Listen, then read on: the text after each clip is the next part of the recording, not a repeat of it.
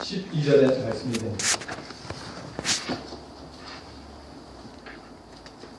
교독하겠습니다. 제가 한 절, 여러분이 한 절 읽습니다.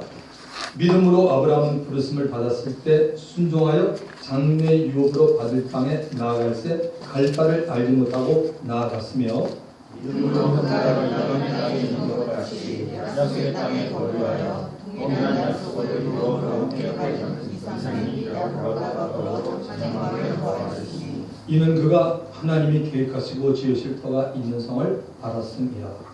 믿음으로 사라 자신도 나이가 많아 다른 사람이었으나 잉태할 수 있는 힘을 얻었으니 이는 약속하신 이를 유지심을 알았습니다. 이러므로 죽은 자와 같은 한 사람으로 말미암아 하늘의 허다한 별과 또 해변의 무수한 모래와 같이 많은 손이 생육하였느니라. 자, 주보를 보시고요. 여러분 보면은 거기 주보 없는 분은 옆 사람 걸 보면 주보를 보시면 나눔란에 있습니다. 오늘 여러분들이 오늘부터 좀 청년들은 하고 있는데 우리 어른분들도 가능한 여러분 하나님의 말씀을 듣고 바로 나눌 때 여러분에게 은혜가 됩니다. 거듭난 후 죄에 대한 자유가 생겼다에 대해서 여러분이 나눠보시면 될 거고요. 말씀을 들을 때 발생할 수 있는 사단의 역사가 있습니다. 어둠이 어떤 역사를 하느냐 이걸 여러분이 알면 도움이 될 것 같고요. 창세기 12장 1절부터 5절에 근거하여 여호와 하나님과 아브라함에 대해서 한번 봅니다. 그래서 여호와 하나님의 부름에 아브라함이 할 수 있던 것은 무엇이었고 하나님의 부름에 아브라함이 순종하도록 하나님이 행하신 일들은 어떤 일이었으며 또한 아브라함의 믿음을 뒤에서 이끄시는 하나님에 대해 나눠보기 바랍니다. 3부는 믿음은 시련과 고난을 통과한 후 순종에 이르게 되는 것입니다. 오늘 설교 유아이고 또 이런 분들이 이렇게 될 겁니다. 자, 하나님의 말씀입니다. 믿음의 아브라함과 그의 가정입니다. 자, 본문 히브리서 11장 8절을 보시면 믿음으로 아브라함은 부르심을 받았을 때 순종하여 여기까지입니다. 믿음으로 아브라함은 순종을 했습니다. 믿음과 순종이 같이 가야함을 우리들에게 보여주고 있습니다. 여러분, 믿음이 먼저입니까? 순종이 먼저입니까? 믿음이 먼저입니다. 믿었기에 순종을 하는 것입니다. 믿지 않는다면 순종하지 않는다는 것입니다. 순종이라는 말은 히브리 말로 쉐마라는 단어를 쓰고 있습니다. 혹시 여러분 유대인들의 쉐마 교육이라는 말을 들어본 적이 있을 것입니다. 이 말은 주의하여 잘 듣는 것을 말하고 있습니다. Listen carefully. 하나님을 믿으면 순종이 따라야 합니다. 하나님을 믿으면 하나님의 말씀하는 내용에 대해 조심스럽게 잘 들으라고 말하고 있습니다. 창세기 3장의 인간 타락을 우리 한번 들여다볼까요? 하나님이 먼저 아담에게 선악과를 따먹지 말라는 경고의 말씀을 했습니다. 아담은 이 말을 하와에게 말해주었다고 봅니다. 얼마 후 에덴 동산에 마귀가 찾아와 들 짐승이었던 뱀에게 들어가 하와를 유혹하기 시작합니다. 마귀의 유혹의 목적은 하와가 아담에게 들은 하나님의 말씀을 무시하도록 하는 데 있습니다. 마귀는 하나님의 말씀을 업신여기고 아무렇게나 생각하도록 하와에게 거짓말을 하기 시작합니다. 하와는 마귀의 거짓말에 온통 정신을 다 잃어버렸습니다. 특히 선악과를 먹으면 눈이 밝아져 하나님 같이 되어 선악을 알 줄을 하나님이 안다라는 말에 교만과 탐욕이 들어오게 되었습니다. 그 말을 받아들이고 선악과를 다시 보는 순간 온갖 세상에 속한 육신의 정욕과 안목의 정욕과 이생의 자랑이 그에게 다가왔습니다. 하와에게는 더 이상 하나님의 말씀이 필요한 것 같지 않았습니다. 오히려 마귀가 자기 하는 말이 훨씬 더 좋아 보였고 자기의 욕망을 채워주는 말이라 생각했습니다. 하와는 하나님의 말씀을 따르지 않고 선악과를 따먹었습니다. 선악과를 먹은 후에 결과가 어떻게 되었습니까? 마귀의 말대로 하와가 하나님같이 되었습니까? 하나님의 말씀을 무시한 하와에게 밝아진 눈은 어떤 눈입니까? 세상을 사랑하는 육신의 눈입니다. 하나님을 사랑하고 교제하는 영적인 눈은 없어졌고 마귀를 사랑하고 마귀를 따라가는 육신의 눈만 띄어진 겁니다. 여러분, 우리들도 마찬가지입니다. 예수를 믿고 영이 성령에 의해서 거듭났다고 하더라도 여전히 육신의 눈과 육신의 생각 남아 있습니다. 하와처럼 마귀의 유혹에 넘어가 하나님의 말씀을 무시하고 안심을 갖지 않고 산다면 언제든지 육신의 눈으로 보이는 세상을 사랑하게 되고 따라하게 되는 것입니다. 쉽게 말하면 이런 얘기입니다. 거듭나기 전에는 죄를 보는 기준이 각자의 양심이나 세상 법으로만 죄를 보았습니다. 지금도 마찬가지입니다. 예수를 믿지 않는 사람들이 죄를 보는 눈은 똑같습니다. 그들의 양심으로, 그들의 생각으로, 또 세상의 법으로, 미국 사람은 미국의 법으로, 우리 한국 사람들은 한국의 법으로 다 그렇게 보고 있습니다. 그러나 거듭난 후에는 하나님의 말씀의 기준으로 죄를 보게 되는 것입니다. 믿으시면 아멘 하십시오. 또한 죄를 지었을 때 회개하고 예수의 피로 용서함을 받게 되는 것을 우리는 알게 되었습니다. 하나 더 죄에 대한 자유가 생긴 것입니다. 죄를 안 지을 수 있는 선택이 우리 그리스도인들에게 생겼다는 말입니다. 이 말은 대단히 중요합니다. 거듭난 사람은 죄를 안 지을 수 있는 능력도 우리에게 생겼다는 사실입니다. 죄를 짓는 것은 여러분 노력할 필요가 없습니다. 그 누구도 노력할 필요가 없습니다. 죄는 저절로 죄를 짓게 되어 있습니다. 가만히 있으면 누구나 죄를 짓습니다. 적어도 마음속으로 많이 짓고 있습니다. 하나님의 말씀이 마음속에 거하는 자는 죄를 짓지 않는 능력이 생긴다고 예수님이 친히 요한복음 8장 31, 32절에서 우리에게 알려주고 있습니다. 요한복음 8장 31, 32절에 보면 그러므로 예수께서 자기를 믿은 유대인들에게 이르시되 너희가 내 말에 거하면 참 내 제자가 되고 진리를 알지니 진리가 너희를 자유롭게 하리라. 하나님의 말씀에 거하는 사람이 진리를 알기 때문에 세상 살면서 사단의 유혹이나 죄로부터 보호받고 피할 수 있는 능력이 바로 하나님의 말씀에 거할 때 그로부터 진리가 나온다는 말씀입니다. 하와가 아담이 전해주는 하나님의 말씀을 더 순종하게 잘 들었다면 남자들이 생존 경쟁인 사회에서 이렇게 고생을 하지 않아도 될 뻔했습니다. 이날 이후로 마귀는 말씀을 정확하게 잘 듣지 못하는 사람을 사용해서 그 사람을 먼저 넘어뜨리고 또 그 사람으로 하여금 다른 사람을 계속적으로 넘어뜨리도록 온갖 거짓말로 사람들을 유혹하고 있습니다. 예수님이 하나님의 말씀을 듣는 무리 가운데 말씀이 길가에 뿌려지는 사람이 있다고 했습니다. 마가복음 4장 15절에 보시면 말씀이 길가에 뿌려졌다는 것은 이들을 가리킴이니 곧 말씀을 들었을 때 사단이 즉시 와서 그들에게 뿌려진 말씀을 빼앗는 것이라고 말씀하고 있습니다. 사단이 사용하는 방법이 여러 가지가 있을 겁니다. 세 가지만 보겠습니다. 첫 번째는 자기도 모르게 하품이 나고 졸음이 오게 만듭니다. 혹시 여러분 가운데 지금 그런 분 계신가요? 마귀가 속삭입니다. 눈을 감고 그냥 있으면 좋을걸? 가만히 눈을 감고 있으면 그냥 좋은 일이야.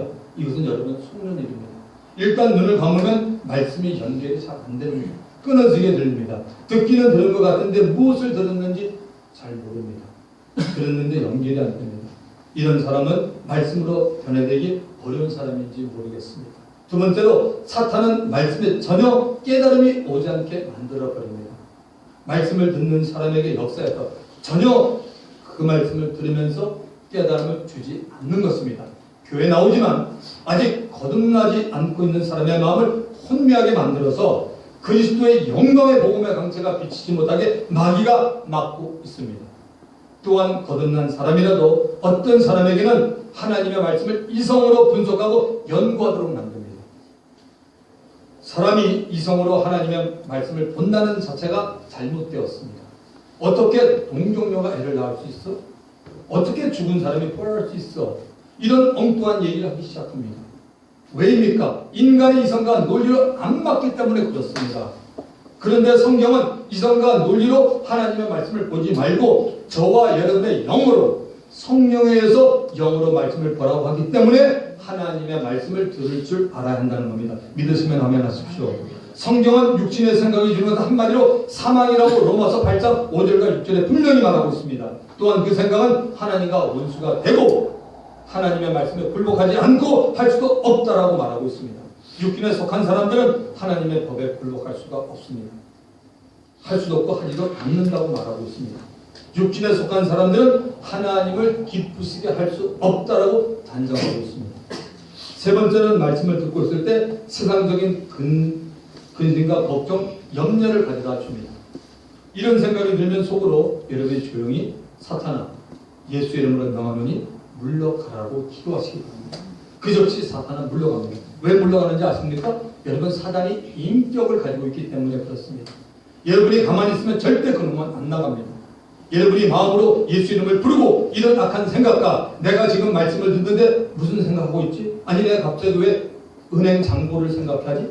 예수 이름으로 사탄아 따라가라 하면 그런 생각이 지워지고 오히려 마음이 열려서 하나님의 말씀이 여러분의 심령에 들어오게 합니다. 자, 이제 아브라함의 믿음에 대한 얘기를 말하고 듣다 보면 궁금한 것이 당연히 생깁니다. 처음 하나님이 아브라함을 불렀을 때 아브라함이 하나님을 믿고 순종했는지를 알고 싶습니다. 여러분은 어떻게 생각하십니까? 참 궁금합니다. 창세기 12장을 한번 펴보시기 바랍니다.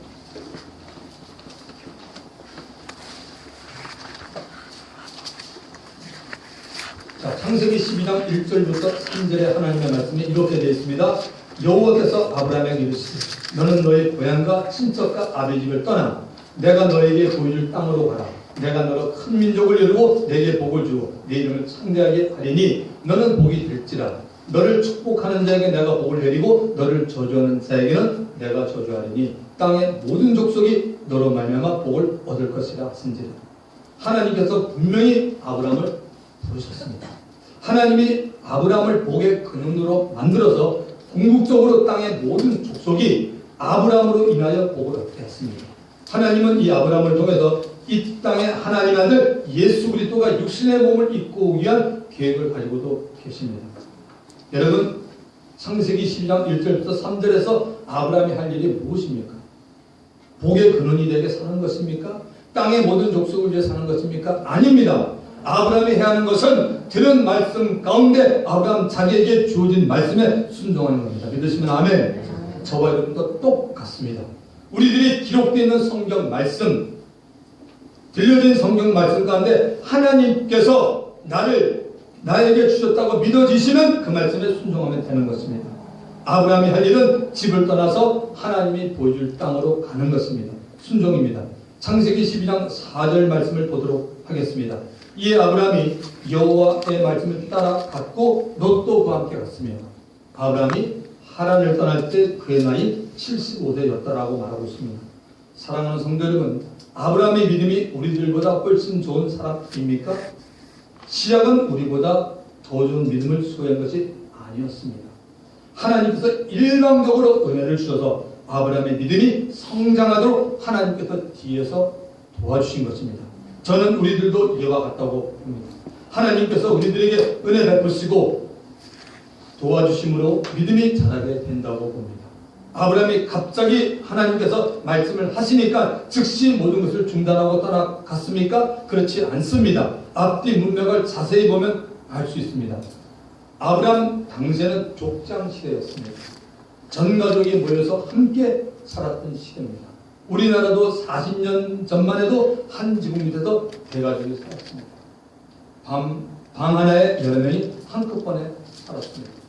하나님께서 아브라함을 처음으로 부르셨을 때는 아브라함 나이가 75세 전이었습니다.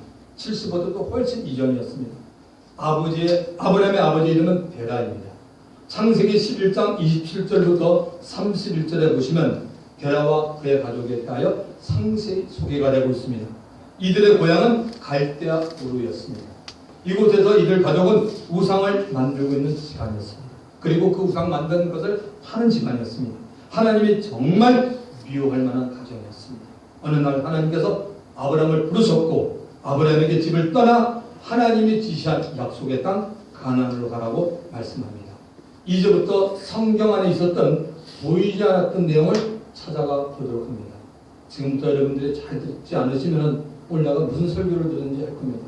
지금부터가 설교부터 잘 들으세요. 아브라함은 하나님께서 자기에게 말씀하신 내용을 아버지 데라에게 알렸을 겁니다. 왜냐하면 당신은 족장제였기 때문입니다. 어느 날 아브라함이 아버지 데라에게 아버지 하나님이 저에게 아버지와 친척들을 다 버리고 하나님이 지시한 땅으로 가라고 합니다. 어떻게 해야 됩니까? 라고 물었습니다. 베라는 자식 아브라함의 말을 듣지 않고 그냥 그곳에서 계속 아브라함을 붙잡고 있었습니다. 아브라함아, 너 혹시 잘못 들은 거 아니야? 우리 같은 가문에 속한 사람을 어찌 하나님께서 부르시겠어? 아마 잘못 들었을 거야. 얼마 후 하나님께서 한 가지를 행하십니다. 베라의 자식 가운데 한 사람 하란을 하나님이 데리고 오셨습니다. 창세기 11장 28절에 여러분의 눈을 맞춰주시기 바랍니다. 하란은 그 아비 베라보다 먼저 고향 갈대인의 오르에서 죽었어요. 하란은 여기 여러분 이 하란은 사람 이름입니다. 좀 있으면 또 하란 나오는데 하란은 이름과 다른 지명이 되어 있습니다. 자, 움직이지 않고 눌러 앉아있는 아브라함 아버지 데라에게 무엇인가를 깨닫게 해주는 사건이었습니다. 드디어 본토 갈대오를 떠나기 시작합니다. 그런데 또 문제가 생깁니다. 창세기 11장 31절을 보십시오. 데라가 그 아들 아브람과 하란의 아들 그의 손자 롯과 그의 며느리 아브람의 아내 사레를 데리고 갈대인의 우를 떠나 가나안 땅으로 가고자 하더니 하란, 여기가 지명입니다. 하란에 이르러 거기 거류하였으며 라고 말하고 있습니다. 지금으로는 이스라엘의 북쪽 큰 지역을 말하는 곳이 하란입니다. 하란이라는 뜻은 지체하다는 뜻을 가지고 있습니다. 또다시 데라가 육신의 생각을 버리지 못합니다. 데라는 아브라함의 아버지입니다. 아브라함의 아버지 데라가 육신의 생각을 버리지 못합니다. 아들 하란의 죽음을 보고 갈대우에서 나오긴 했습니다. 그러나 가나안 가는 도중에 하란 땅에 도착하다 그 땅의 풍요로움과 무역의 왕성함을 보고 데라 마음이 또 변합니다. 데라는 아브라함에게 말씀하신 하나님의 말씀을 무시해버립니다. 당시 하란 땅은 바벨론과 지중해 애굽을 연결하는 교통의 요지였고 상업의 중심 도시입니다. 그리고 그들은 이 달을 숭배하고 있었습니다. 이 상황에서 여러분이 하나님의 입장이 되어버립니다.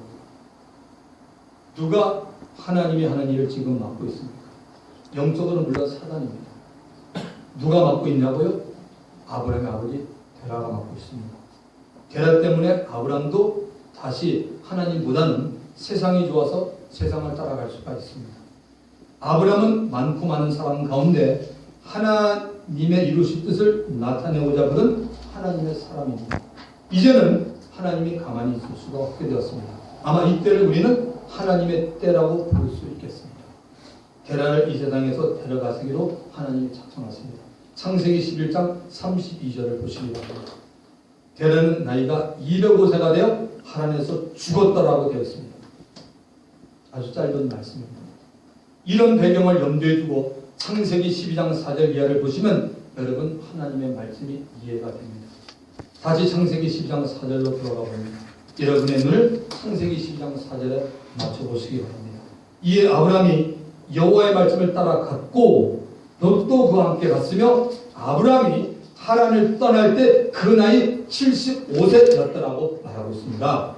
아브라함이 하나님의 말씀을 듣고 나서 순종하기는 많은 시간이 흘렀다는 것을 오늘 알려줍니다.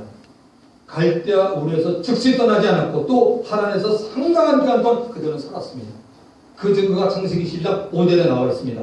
아브라함이 그 안에 사례와 조카 롯과 하란에서 모은 모든 소유와 얻은 사람들을 이끌고 가나안 땅으로 가려고 떠나서 마침내 가나안 땅에 들어갔더라.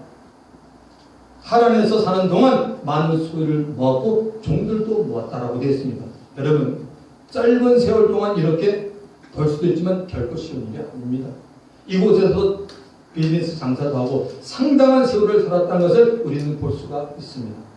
육신의 아버지 데라가 죽은 후에 아브라함은 말씀에 순종하여 따라가게 되었습니다.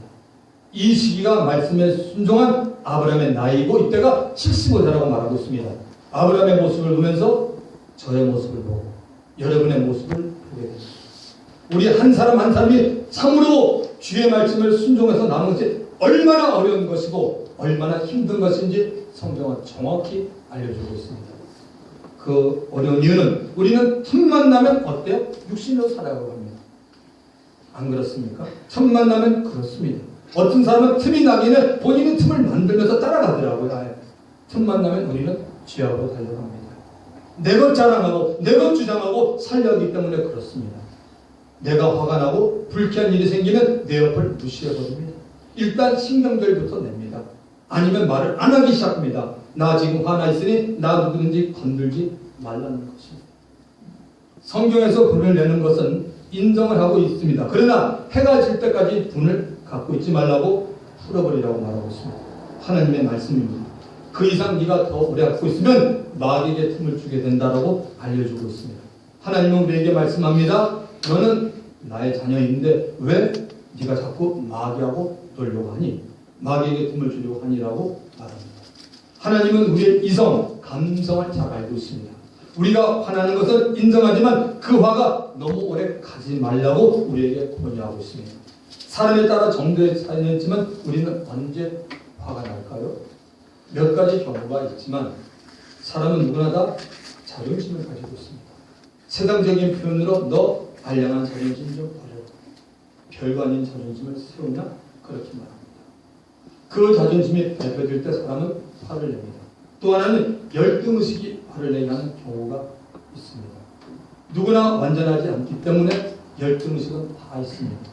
여기에 있는 사람 중에 열등의식이 없는 사람은 아무도 없습니다. 여러분 중에 없으신 분 계십니까? 다 있습니다. 인간은 자체가 죄인이기 때문에 죄인은 열등의식이 반드시 있습니다. 몇 가지 경우가 있습니다. 배움에 대한 열등의식이 있는 사람이 있어요. 내가 남들보다 못 배웠지. 내가 그때 더 배웠어야 하는데 그래서 이 모양 이 꼴이지 내가 더 배워야 하는데 라는 배움에 대한 열등의식이 있을 수 있습니다. 그리고 배우자에 대한 열등의식이 있는 사람도 있습니다. 설교 끝나고 난 다음에 저한테 와서 책망하지 마시기 바랍니다. 또 자식에 대한 열등의식이 있습니다. 이놈은 왜 말을 안 들어? 쟤는 좋은 대학 가는데 이놈은 왜 이러는 거야? 라는 자식에 대한 열등의식이 있을 수 있습니다. 또 돈에 대한 열등의식도 있을 수 있습니다. 태어날 때부터 아주 굉장히 궁핍한 가정에서 자랐어요. 그러니까 돈에 대해 그야말로 노이로제 걸려서 어릴 때부터 아주 생각합니다. 난 크면 무조건 돈을 벌어야겠어. 엄마 아버지가 가난하게 사는데 난 그 가난을 볼 수가 없어. 난 죽어도 돈을 벌어야겠다. 국제시장 영화 보면 이런 부분이 좀 나오죠. 제가 한 30년 전에 뉴욕을 한번 방문한 적이 있었습니다. 저희 그때 고등학교 선배 중에 어떤 사람을 만났습니다. 뉴욕에서 핫도그 장사하시는 분이었는데 돈을 많이 벌고 있었는데 그분 소원이 뭐였냐면 자기가 죽을 때 무덤에 US 달러 100불짜리로 자기 무덤을 깔아 달라고 했습니다. 저 말고 들은 사람이 저기 한 사람 있습니다. 아마 이 선배도 어릴 때부터 돈에 대한 열등의식이 있었을 겁니다. 또 집안에 대한 열등의식이 있습니다. 가문 탓하는 사람이 있죠. 우리가 김스라문에 무슨 족보 얘기하면서 가문 얘기하는 사람도 있습니다. 안 되면 조당 탓하고 잘 되면 내가 잘났기 때문에 되는 거고 우리는 이런 것들이 비일비하게 우리의 큰성부터 있습니다. 건강에 대한 열등의식도 있습니다. 건강하지 못한 사람은 건강한 사람한테 머리가 아픈 사람은 머리 얘기하면 신경을 쓰는 사람도 있어요. 생긴 것에 대한 열등의식은 얼마나 많습니까? 아무개 집사님은 잘생겼는데 아무개 딸은 잘생겼는데 나는 왜 이 모양 이 꼴이야? 내 코는 이렇게 못생겼지? 내 입은 왜 이래? 내 귀는 왜 이렇게 작어? 이런 열등의식이 있을 수 있습니다. 심지어 신앙에 대한 열등의식이 있는 사람도 있습니다. 열등의식은 남들과 비교했을 때 생기는 것입니다. 상대가 열등의식을 잘 느끼는 사람이면 그분 앞에서는 비교하는 말을 하지 않는 것이 지혜로운 성도입니다. 아멘. 열등의식이 많은 사람은 쉽게 상처를 받습니다. 또한 남에게 오해받을 때 사람들이 화를 냅니다. 우리들은 오해받을 일에 대해서 화를 내고 기분이 상하기도 합니다. 그러나 시간이 지나면 다 알려지게 됩니다. 세상에 비밀은 있다 없다 없습니다. 그 시간 동안 왜 오해를 받았는지 자신을 살펴보는 기회가 되는 것이 좋은 크리스찬인 줄 믿습니다. 후에 오해를 한 사람들은 자신의 경솔한 판단에 의해서 자기 자신을 원망합니다. 저 집사님 저렇지 않았는데 내가 왜 의심했고 보이지 않는 그 사람을 함부로 말했지? 라고 생각합니다. 여러분 이런 일들이 일어납니다. 특히 전화로 얘기할 때 하다 보면 안 보니까 막 얘기하게 됩니다. 여러분 막 얘기하지 마십시오. 그 말한 것을 책임질 수 있습니까? 여러분이 말한 것에 대해서 어떤 신령이 죽고 있습니다. 그러면 안 됩니다. 또 정말 교회가 사랑에 불타게 내버리면 말을 아껴 하고 그 영혼을 아껴주는 것이 하나님 보시기에 참으로 좋은 교회임에 틀림없습니다. 예수를 믿는 사람들은 자존심, 열등의식, 오해들을 십자가에 묻어버리는 사람들입니다. 갈라디아서 5장 24절은 말합니다. 그리스도 예수의 사람들은 육체와 함께 그 정욕과 탐심, 욕심을 십자가에 못 박았느니라고 말하고 있습니다. 이제 성령께서 히브리 기자를 통해 믿음으로 아브라함은 부르심을 받을 때 순종하여라고 말하는 데 대해 깨닫게 되기를 바랍니다. 바로 아브라함이 육신으로만 살기를 원했던 아버지 베라와 함께 있으면서 고난을 받고 그 고난을 통해서 아브라함도 하나님께 순종할 수 있는 믿음을 갖게 된 것을 말합니다. 시편 119편 67절은 이렇게 말합니다. 고난 당하기 전에는 내가 그렇게 말했더니 이제는 주의 말씀을 지킵니다. 여러분, 이 말씀에는 예외가 하나도 없습니다. 저도 똑같습니다. 저도 하나님께 터지고 혼나고 나면 주여 정말 이것이 주의 말씀이었군요 라고 생각합니다. 아마 여러분도 동의하실 겁니다. 아브라함에게 고난은 육신의 아버지 베라였습니다. 영적으로 보면 누구나 육신으로 따라 사는 사람들은 하나님의 말씀을 듣고도 순종하지 못하고 있습니다. 예수를 믿으면서도 육신으로 사는 사람을 더 좋아하고 있기 때문입니다. 아브라함은 육신의 아버지 베라와 함께 하나님이 원하지 않는 방향으로 잘못 나가고 있었습니다. 하나님이 명하지 않는 조카 롯도 함께 데리고 나오는 실수를 범했습니다. 아버지의 죽음을 보고 정신이 번쩍 든 겁니다. 그 후에야 하나님의 말씀을 따라갔습니다. 아브라함이 100세 이삭을 낳을 때까지 25년 동안 아브라함은 여러 번 믿음이 흔들렸습니다. 그때마다 하나님께서 그의 믿음을 붙잡아 주시고 지켜주시고 자라게 해 주었습니다.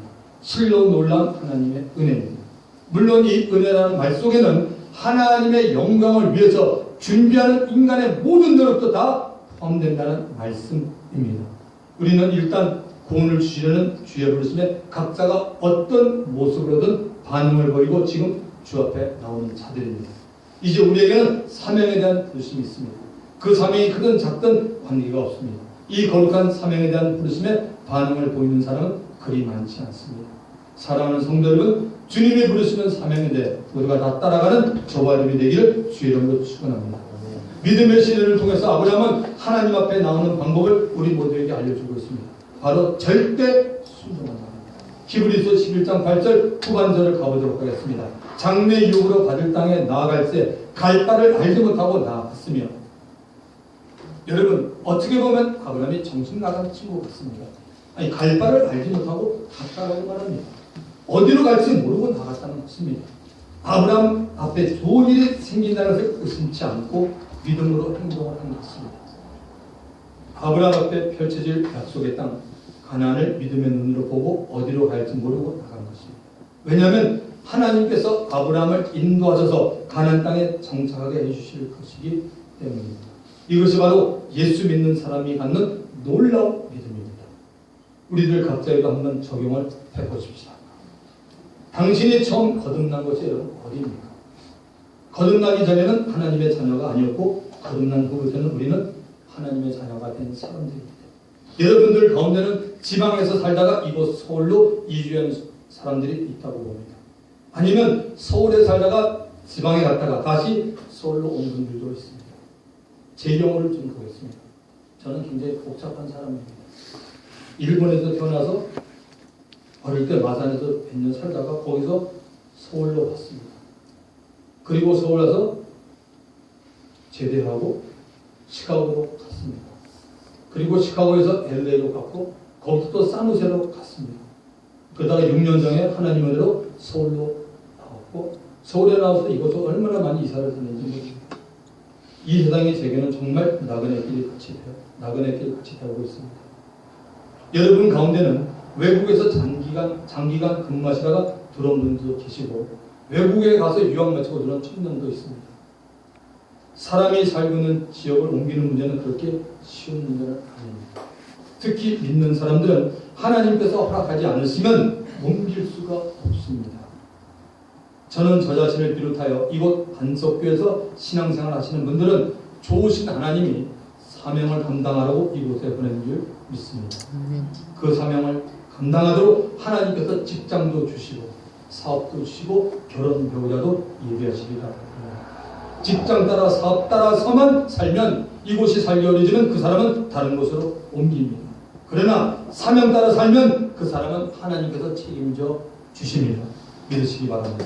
여러분 사명 따라 사시기 바랍니다. 사명 따라 살면 하나님께서 반드시 그 직장을 하나님께서 책임져 주신 것이 하나님의 원리입니다. 아브라함이 부름에 응했고 그의 사명은 모든 민족이 아브라함 자신을 통해서 복을 받을 수 있도록 하나님께 순종해야 하는 것입니다. 아브라함의 순종의 결과 이삭이 탄생했습니다. 이삭은 아버지 아브라함의 순종을 본받은 자입니다. 성경을 보면 이삭은 농사를 해서 100배의 복을 받았다라고 말하고 있습니다. 이삭을 통해서 야곱이 탄생됩니다. 아들 이삭과 손자 야곱도 아브라함처럼 믿음으로 하나님 나라 천국을 바라보며 살았던 자입니다. 아브라함의 가족들은 아브라함 한 사람의 믿음으로 인해서 하나님의 복을 받은 가정이 되었습니다. 히브리서 11장 11절을 가보겠습니다. 믿음으로 사라 자신도 나이가 많아 단산하였으나 잉태할 수 있는 힘을 얻었으니 이는 약속하신 이를 믿으신 줄 알았습니다. 아브라함의 아내 사라도 노년의 믿음을 가지게 되었습니다.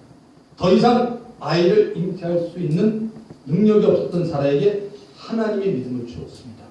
그 믿음은 사라 자신으로 하여금 자식을 잉태하는 힘으로 나타났다고 성경은 말하고 있습니다. 사라는 체력의 한계로 아이를 낳을 수 없었지만 믿음을 이용해서 자신의 모습을 다른 것에서 바라보게 되었다는 것입니다. 여러분 히브리서 11장 1절 말씀 기억하십니까? 우리가 첫 주에 제가 이 말씀 전했죠. 믿음은 바라는 것을 시작하여 보지 못하는 것을 칩니다. Now faith is being sure of what you hope for and certain of what we do not see. 사라는 믿음으로 아이를 벼고 있는 자신의 모습을 봤습니다. 자기 태에서 태어날 아이를 위해서 옷을 짓고 있는 자신의 모습을 상상하기 시작했습니다. 믿음은 바라는 것들의 실상이기 때문에 그렇습니다. 이 말씀이 사라에게 증거되고 있었습니다. 마지막 12절을 봅니다. 이러므로 죽은 자와 같은 한 사람으로 말미암아 하늘의 허다한 별과 또 해변의 무수한 모래와 같은 많은 후손이 생육하였느니라. 백세가 된 아브라함을 가리켜서 성령께서는 죽은 자와 같은 한 사람이라고 말합니다. 오늘 저와 여러분 하나님의 역사는 이 땅에 사는 그리스도인 가운데 육신의 삶을 포기하고 영적으로 살겠다고 작정한 사람을 통해서 지금도 이루어지고 있습니다. 하나님의 역사는 당장은 눈에 보이지 않지만 점점 크게 나타나게 되는 것입니다. 모두가 믿음의 사람이 되기를 바랍니다. 아브라함처럼 하나님을 의지하는 복된 믿음의 가정들이 다 되기를 예수님 이름으로 축원드립니다. 이 시간 성령을 통하여 깨달은 말씀을 붙잡고 주님 한 분 누르고 통성하여 기도하겠습니다. 주여